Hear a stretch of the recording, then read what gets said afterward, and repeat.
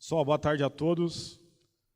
Agradeço aqui, eu acho que eu me sinto em casa aqui, vejo grande parte aqui dos presentes já foram meus alunos, a gente já teve contatos aí no cenário corporativo.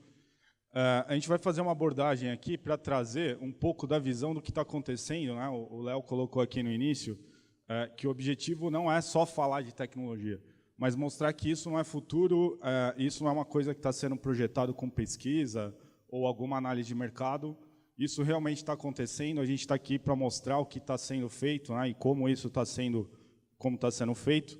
A FIAP, né, aproveitando aqui o início, acredito que em relação à tecnologia e evangelização, que é uma palavra que nós usamos aí, pelo menos eu me intitulo aqui evangelizador do assunto, tem um papel importante, né? Tenho certeza, por tudo que eu tenho acompanhado, a gente tem interações aí com algumas universidades, que no Brasil nenhuma faculdade, nenhuma universidade abordou tanto o tema, né, em relação a assuntos práticos de mercado, que é o objetivo aqui hoje, falar de coisas tangíveis, né, do que você pode chegar amanhã na sua empresa e tratar naturalmente como uma tecnologia atual, né, que vai ser aplicado. E a gente tem aí cursos, MBA, enfim, que focam bastante isso. Muitos de vocês já passaram por esse processo. E essa visão de evangelização, né, a comunidade buscando mais conhecimento, nós acreditamos que quanto mais as pessoas conhecerem o novo, né, esse é o principal objetivo aqui, engajar a comunidade nesse sentido, mais as empresas vão deixar de usar o velho. Né, e o velho a gente vai ver que, no bom sentido aqui, é claro, a computação, a tecnologia tem uma história, e a gente respeita toda a história, né, tudo evolui de uma maneira contínua, mas a visão que nós precisamos hoje para transformar o mundo, a sociedade, a gente tem um novo caminho. Né? Esse caminho é baseado em colaboração, é baseado em conhecimento, e é com isso que nós motivamos um evento, a FIAP junto com a Semantics. Acredito que, em relação a treinamentos oficiais de tecnologia, nenhuma empresa esteve tão engajada aqui na América Latina, né, o maior número de alunos formados com treinamentos oficiais, pensando aqui no ecossistema, em comum aqui com o nosso principal parceiro, a Cloudera. E isso possibilitou abrir algumas frentes. À medida que as pessoas, as empresas têm o conhecimento, isso abre portas para que a gente possa navegar no novo e buscar uma visão que está ali no DNA da Semantic, né, que a gente busca uma orientação de infinitas possibilidades. Né? Então, a gente está trabalhando aí no mundo que evolui com dados. O dado tem uma característica ali, à medida que a sociedade, né, nós entramos na era digital, a principal matéria-prima da era digital é o dado. Então, hoje, as empresas que conseguem tratar o dado e gerar valor, transformar o dado, matéria-prima, em produto, são as empresas que estão aí dominando o mercado. Esse é um driver muito claro aí para toda a indústria, independente do tamanho e do setor, do país, enfim. Aqui é uma projeção, quando a gente olha aqui no mercado global, né,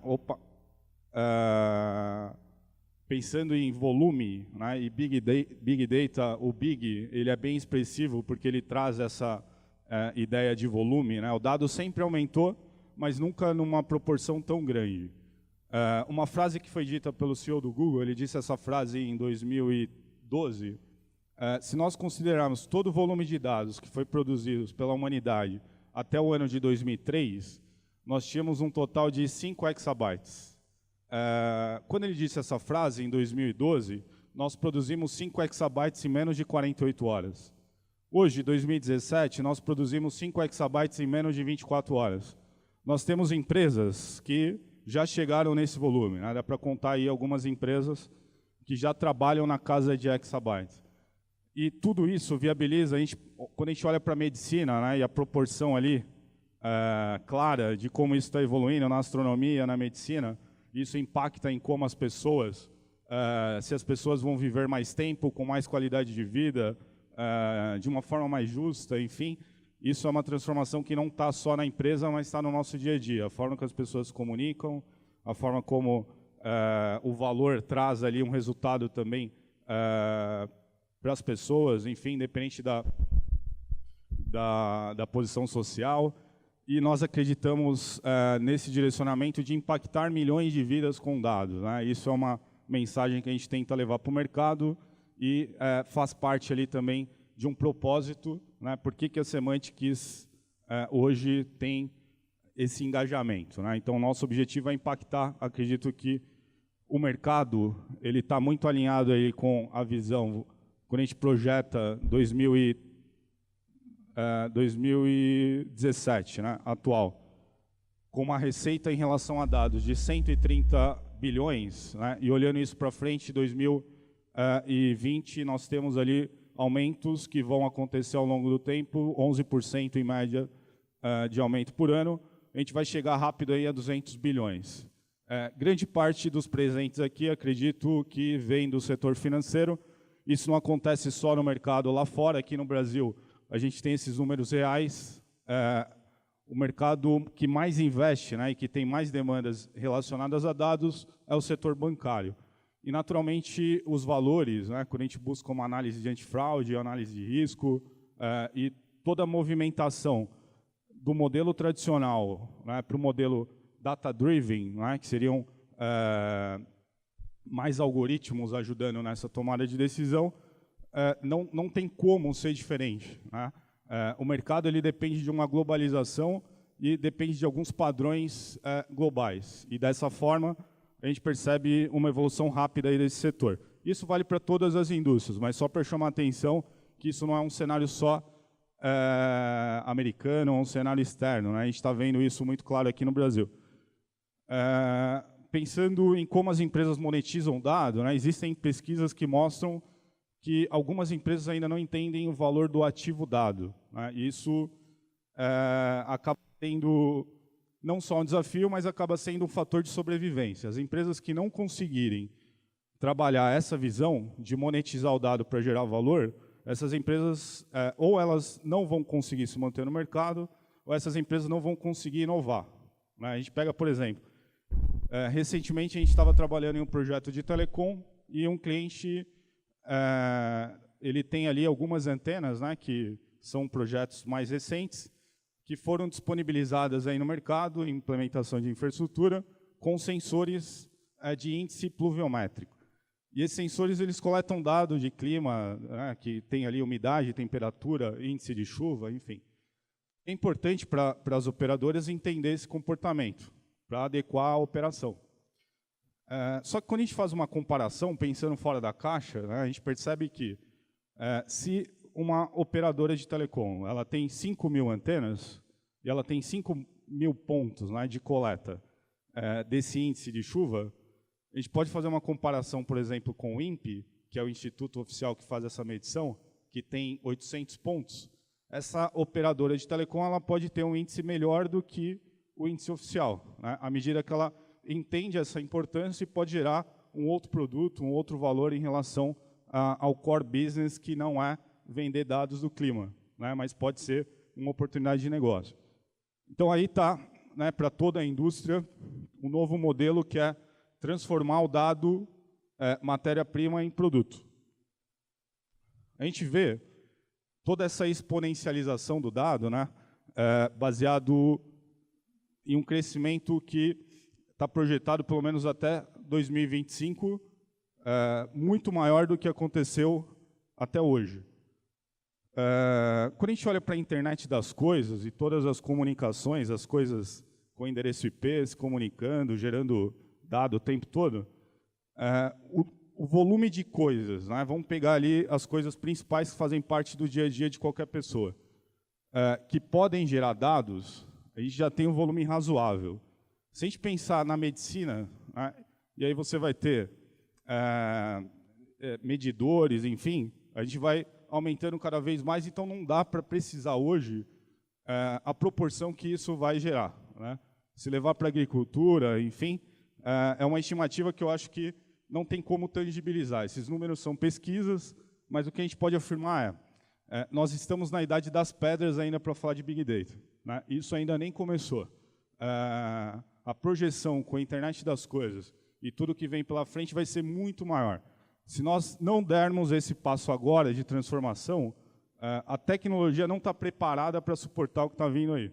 né? A gente tem, claro, algumas empresas que estão à frente da inovação, como Google, Facebook, entre outras, mas a maioria das empresas do setor corporativo tem um tempo, né, de mudança diferente dessas empresas digitais, empresas que já nasceram com esses novos modelos. Nós tratamos aqui alguns pilares, né, e esses pilares são importantes, porque é claro para a maioria das empresas que pessoas são importantes. Às vezes gera alguma dúvida se os algoritmos vão substituir todo o trabalho e vai faltar emprego, enfim. A única dúvida que nós não temos é que para o mercado de dados, né, vão faltar pessoas, né, e quanto mais pessoas que conhecem, se especializam e trabalhem, né, para que tudo isso aconteça, a gente começa a fazer essa transformação com a base de pessoas, isso nunca vai mudar, e pelo menos na projeção, no futuro tão próximo, para quem está engajado nessa área, não vai faltar emprego, né? Isso é muito claro por tudo que está acontecendo e por essa nova indústria da era digital baseada em dados.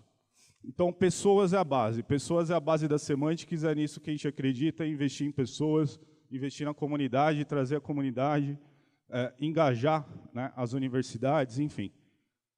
Uma mudança de cultura também é importante, a gente vai falar um pouquinho depois. Dados é a matéria-prima, né, as empresas precisam tratar o dado como ativo. Data Science também faz parte, a gente começa a trabalhar a ciência. Até então, a forma como a gente manipulava dado não envolvia ciência, né, a gente começa a trazer uma visão mais quantitativa, uma visão mais científica para dentro das empresas.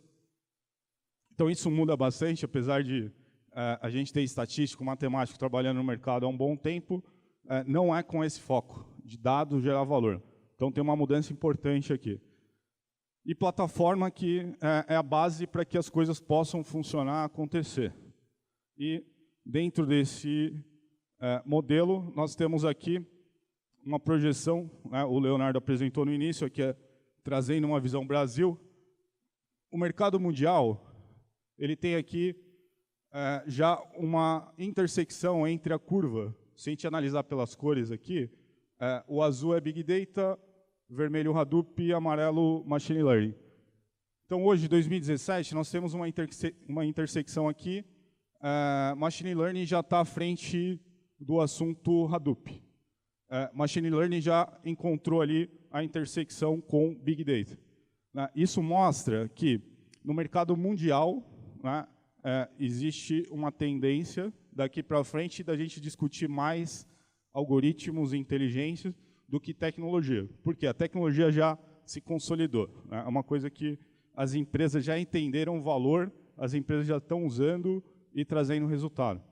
Então, o assunto agora é trazer inteligência. No Brasil, isso ainda não aconteceu. Então, desse lado aqui, nós temos a visão Brasil. No Brasil, nós temos ali ainda um assunto Big Data descolado, né? Então, as pessoas estão buscando, por exemplo, o que é Big Data, curso de Big Data Analytics. Ainda não entenderam muito bem, na maioria dos cenários, né, o potencial dessa transformação, comparado com o mundo. É claro que tem muita coisa acontecendo.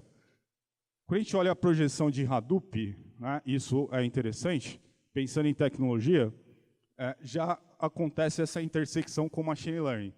Então, Hadoop e Machine Learning já andam junto. Isso é importante também para mostrar que as empresas que começaram a adotar as tecnologias, que já têm plataforma, já começaram a discutir algoritmo.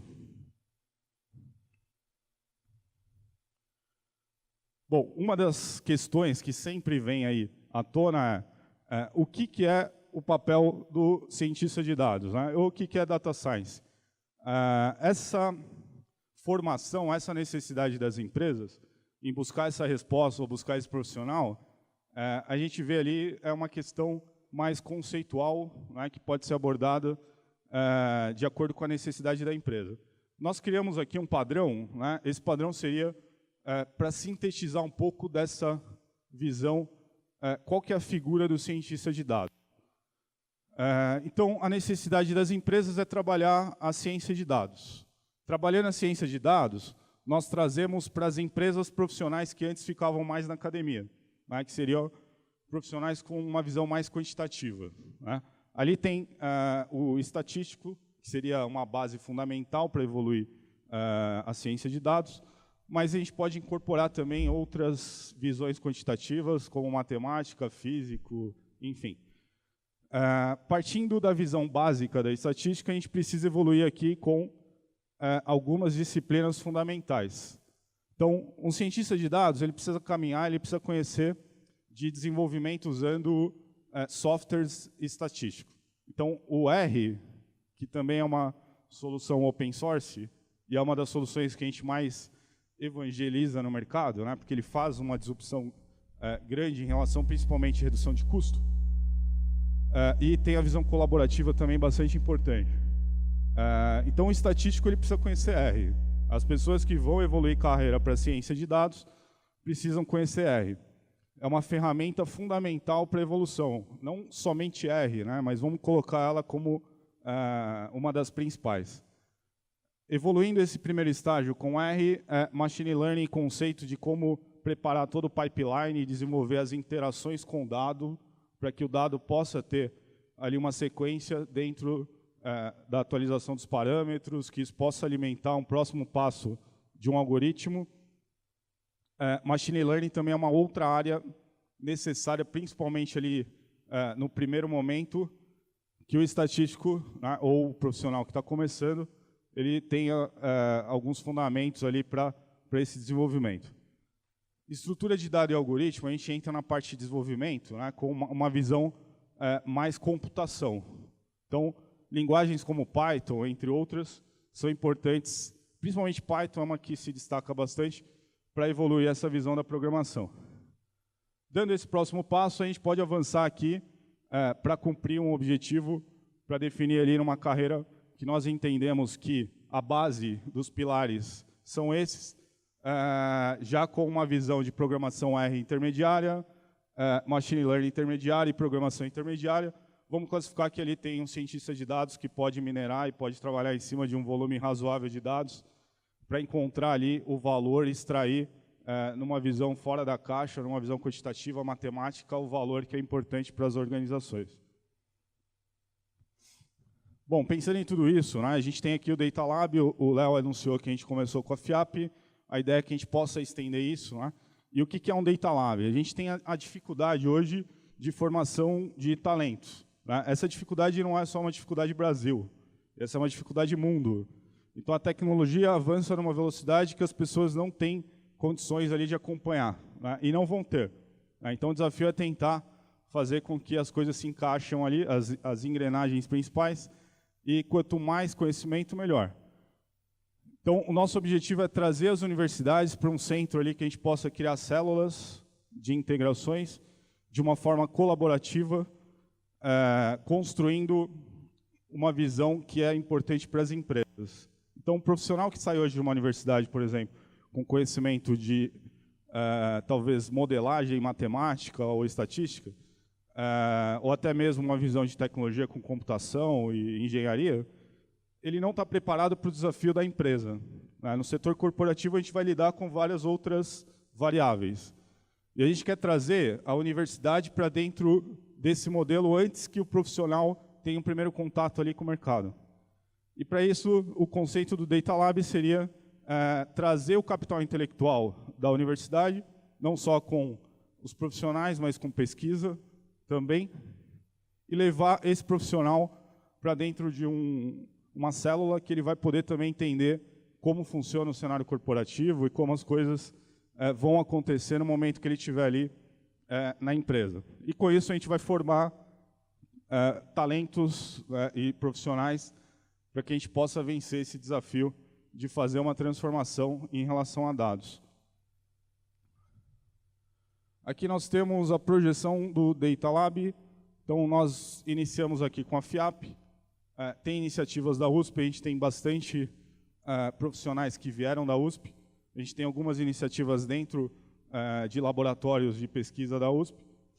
Então, naturalmente, a USP também vai fazer parte.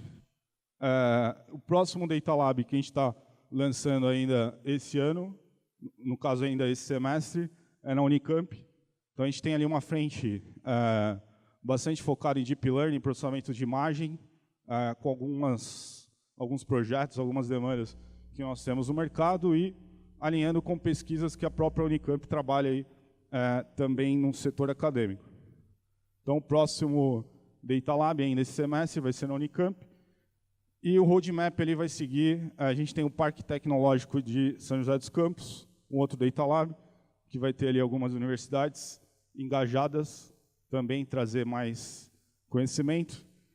E com isso, a gente vai criar um núcleo integrado. Esse núcleo integrado, o objetivo é, nós temos aqui tecnologia, plataforma,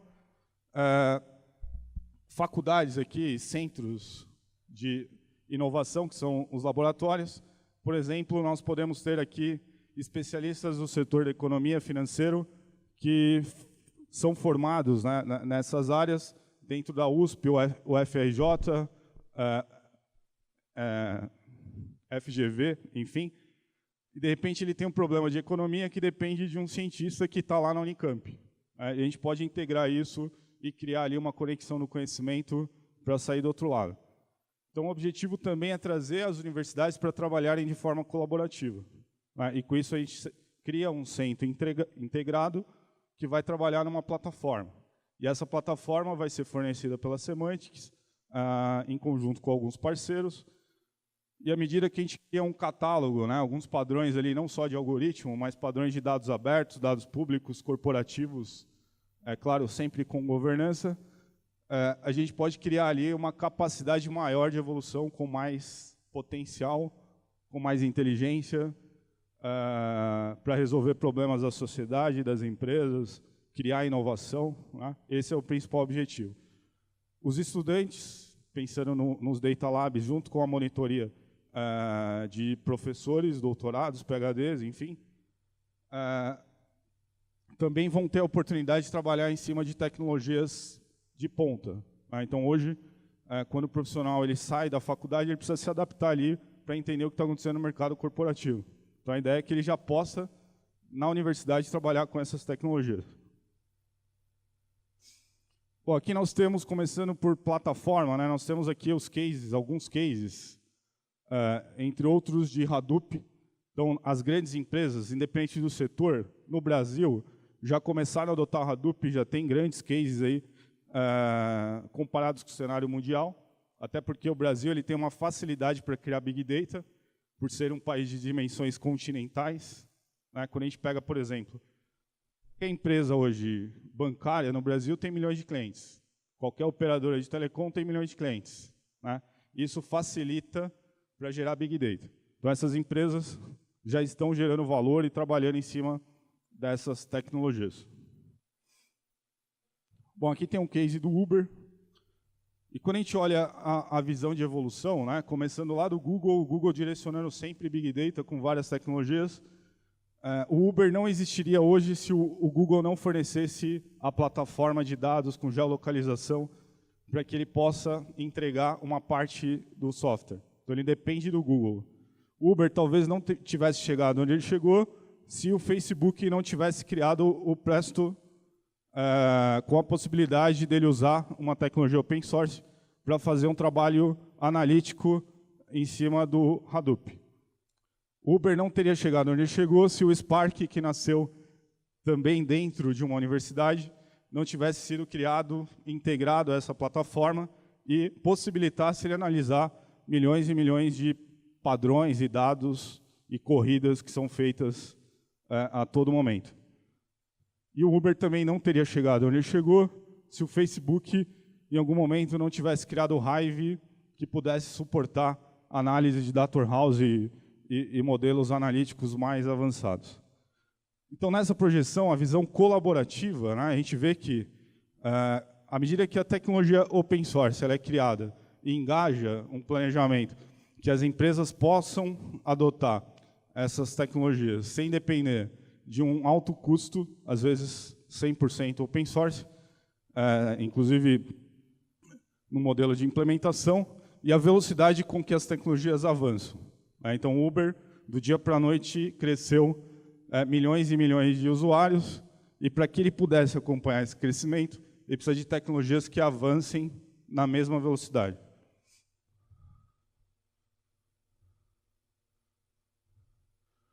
Bom, aqui é uma visão da diferença, né, quando a gente compara as gerações. Então, até a geração atual, quando a gente olha para uma plataforma analítica, no modelo tradicional, nós temos aquele primeiro nível. Então, a informação ela passa por um fluxo, e dentro desse fluxo a gente tem ali um delta, que normalmente é um processamento batch. A gente trabalha uma análise de dados D-1. Atualmente, Big Data já passou da primeira visão. Então, a gente pode falar que a gente está na segunda geração de Big Data. A segunda geração de Big Data, vamos definir que é o modelo Fast Data. Então, hoje, as empresas elas não querem tomar decisão com dado que é produzido ontem. As empresas elas precisam ter uma visão real-time. Elas precisam estar mais near online. E, para isso, a tecnologia e toda a plataforma tem evoluído para esse conceito de fast. Né? E é o que a gente vê aqui. Quando a gente olha para essa camada, que é o new, né, o novo, esse não é o futuro. A gente não está falando de alguma coisa que vai acontecer, enfim. Isso já está acontecendo. As empresas que demoram para dar espaço ou têm dificuldade para dar espaço, acabam perdendo espaço porque nós estamos na era digital. E quem consegue trabalhar o dado e gerar valor está mais à frente ali no negócio e em todas as frentes. Então, essa transformação ela já começou, a gente mostrou ali algumas empresas que estão à frente, né, e também direcionando de certa forma, mas já faz parte, acredito que grande parte das empresas vão usar Hadoop, vão usar Spark, vão usar essas tecnologias para suportar um modelo de decisão.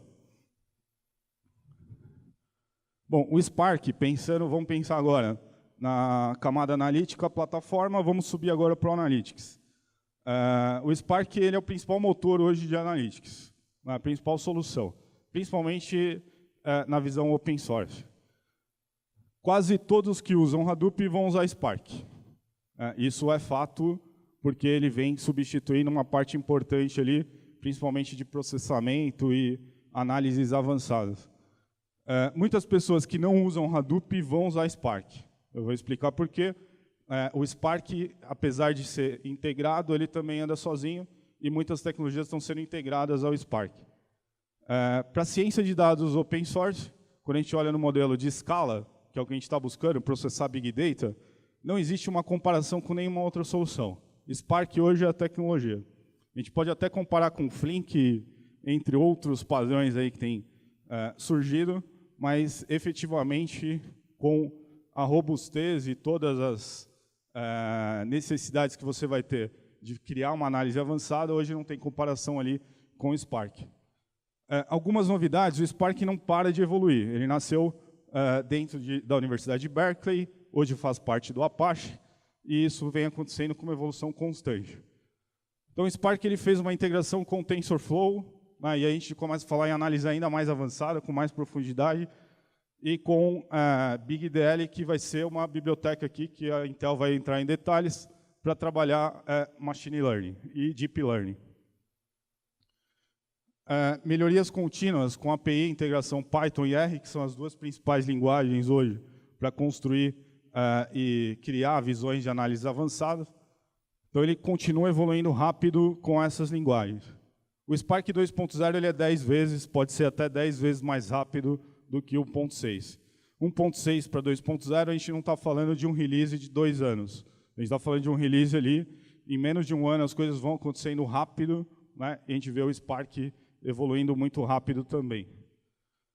Ray é um motor, esse projeto ele ainda está sendo incubado dentro de Berkeley, provavelmente vai fazer parte do projeto Apache, e ele é um motor que vai trazer mais potencial, entre vários outros projetos, né, que ainda estão ali na Universidade de Berkeley e outras universidades, mas ele vai ser integrado aí nos próximos anos e vai facilitar também a escala, principalmente com aprendizado de reforço e resolver alguns gaps, por exemplo, de memória compartilhada, pensando no uso mais extensivo ali do Spark como uma camada analítica.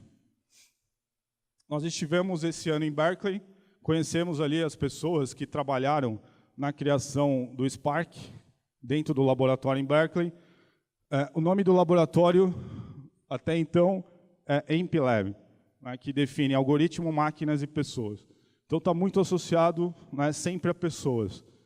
Não existe algoritmo sem pessoas, né, e o desafio é que as pessoas possam criar essa inteligência, né. Então, levar o conhecimento para as pessoas. Aqui do lado esquerdo, nós temos um quadrante mágico do Gartner, e esse quadrante ele tem aqui algumas tecnologias, entre elas SaaS, IBM, soluções estatísticas, e todas elas, as principais soluções de análise hoje no mundo, usam Spark, e dependem do Spark. Ou seja, Spark é a solução definitiva, entre aspas, né, não tem nada definitivo, mas quando a gente olha para os próximos anos, pensando em Analytics, é a principal solução. As empresas devem adotar Spark. Bom, além do Hadoop e tecnologias que são necessárias para processar grande volume, vamos falar aqui do Cassandra, depois a gente vai ter uma abordagem mais específica. A Apple tem cases, né? Vamos pegar a Apple porque é bem amplo, de 115 mil nós usando Cassandra. Então, se você movimentar o mouse no iOS, né, ou der um clique no iOS, a Apple está guardando alguma métrica que depois vai ser usada para fazer alguma análise ou alguma inteligência. A Apple cresce mais de 1000 nós por mês usando o Cassandra. E toda essa capacidade de armazenamento não é definida só no Cassandra.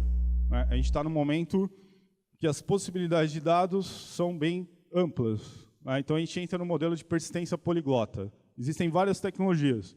MongoDB, Couchbase, HBase. A Apple usa todas.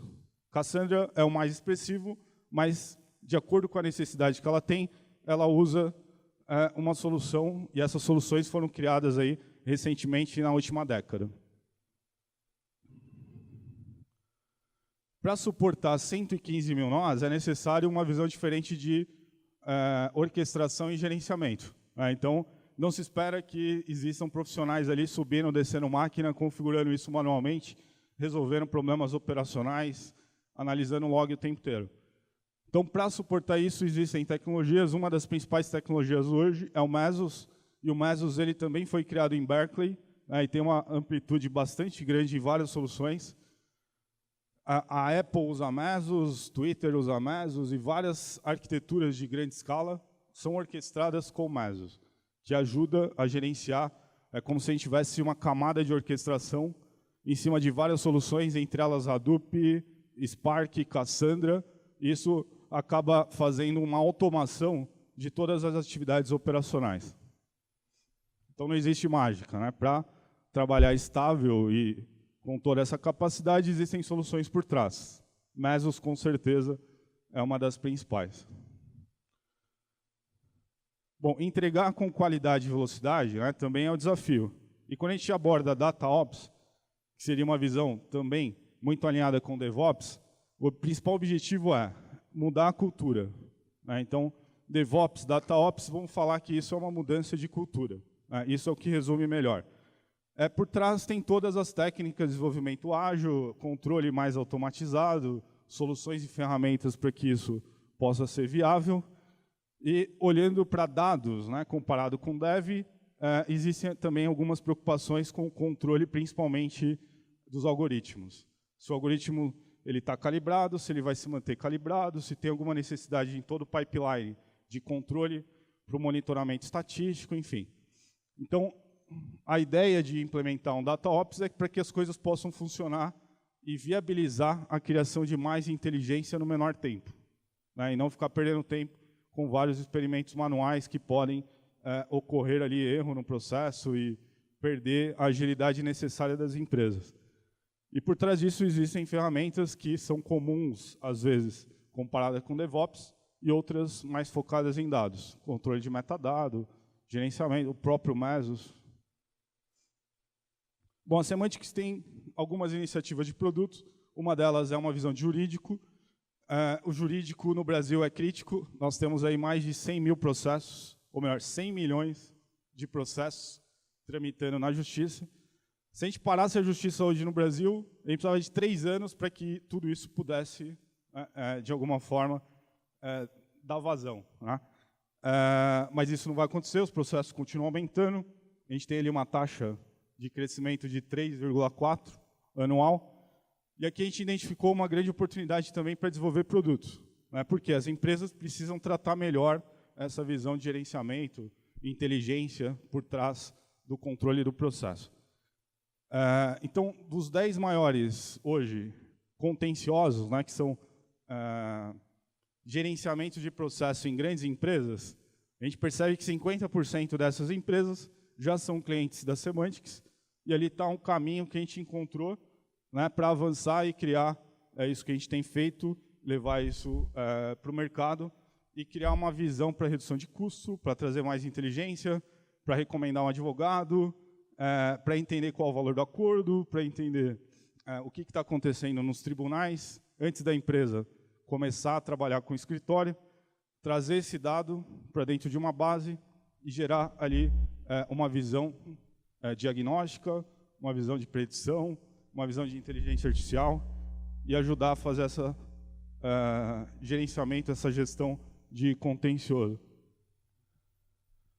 Então, olhando ali a ponta do iceberg, nós temos a gestão, normalmente, de um contencioso, né, que tem algumas limitações em relação à visão de como as coisas estão sendo monitoradas e como a decisão está sendo definida. E quando a gente olha para baixo, e olhando todo, né, imagine com uma visão de grande parte dos dados estão nos tribunais, a gente pode comparar empresas, a gente pode comparar processos, a gente pode tratar o dado na íntegra, analisando PDF, analisando imagem, analisando texto, e assim por diante. Definindo jurisprudência de uma empresa que pode ajudar outra empresa. Então, tem bastante coisa aí acontecendo no setor jurídico. Isso é um produto, a empresa está trabalhando com algumas frentes, né, além do Spot, entre outras, para gerar valor em cima das plataformas.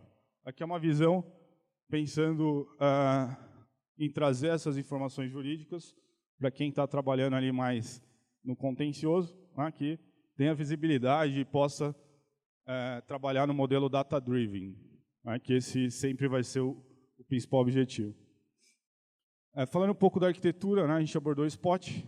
O Spot ele tem, talvez aqui, como é bem extenso, né, não está dando para ler todos os tópicos, mas ele tem aqui uma camada de entrada, os dados são gerados na rede.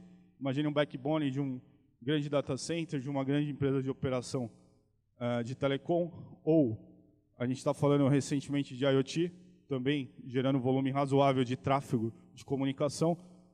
Então, todo esse tráfego, a ideia de DNS, entre outros, ele vai entrar aqui na plataforma Hadoop distribuído. Existem processos de ingestão que foram criados com Python e usando ferramentas. E aqui a gente tem uma camada fast, né, com streaming, uma camada mais batch com Hive. Os dados são armazenados e ficam disponíveis para serem processados. Isso é o principal diferencial com outras soluções, com toda a informação, né, e essas correlações elas podem trazer uma personificação do cliente. Então, a gente não precisa criar padrões que valem para o mercado todo. A gente pode entender o padrão do cliente e aplicar ali um controle de ameaças por cliente. Isso é um dos grandes diferenciais. Na camada aqui, ele está sendo evoluído bastante coisa com Spark, usando Scala, e mantendo bastante coisa também com o Python. Isso dá um potencial de algoritmos e bibliotecas que podem ser compartilhados com a comunidade. E olhando ali para um conceito tão importante quanto tudo que a gente falou, Open Data Model, que não faz parte só do Spot. O Open Data Model é um modelo que hoje é fundamental para que a gente possa ganhar mais interoperabilidade do dado. Então, à medida que os silos das informações são criados, é difícil gerenciar metadado, é difícil evoluir com mais agilidade. A gente perde muito tempo ali na engenharia do dado. O conceito do Open Data Model é uma maneira que a gente pode usar uma taxonomia um pouco mais padrão e, através disso, os dados possam interagir sem muitas mudanças. Então, se a gente entende que existe um atributo, uma variável, que é o IP de entrada, ou um atributo que define qualquer outra métrica, isso pode ser comum para um flow de network, para um flow de DNS, para um flow de DHCP e assim por diante. E aí as soluções podem ser cada vez mais integradas e gerarem cada vez mais valor. Bom, o Spot ele tem aqui várias camadas, mas aqui basicamente a gente está falando do ecossistema Hadoop. É isso que suporta hoje a plataforma, E é para esse caminho que ele está evoluindo. Então, isso é definitivo. E, comparado com qualquer outra solução de mercado, a gente pode afirmar que não existe nada tão escalável, né? E, como a rede está aumentando, o tráfego está aumentando, a comunicação está aumentando, essa é uma solução definitiva para a comunidade, né? A comunidade de hackers, elas são bem próximas, né? Então, eles têm uma sinergia. Eles anunciam, eles criam uma forma de criar ali um pânico generalizado, né? Porque eles são unidos. E a ideia do Projeto Spot é unir a comunidade que defende, né? E criar métodos para que a comunidade possa criar ali uma sinergia, uma colaboração para fazer o lado importante também de preservar as empresas e de gerar mais segurança aí, e com inteligência. Bom, o tempo está curto, né? Espero que a gente consiga aqui evoluir. Eu abri aqui alguns tópicos que a gente vai entrar em detalhes, IoT, a parte da Intel com Machine Learning, enfim. Agradeço mais uma vez, está aqui meus contatos, né? A maioria aqui já tem algum contato no mercado corporativo. Bom evento, obrigado a todos.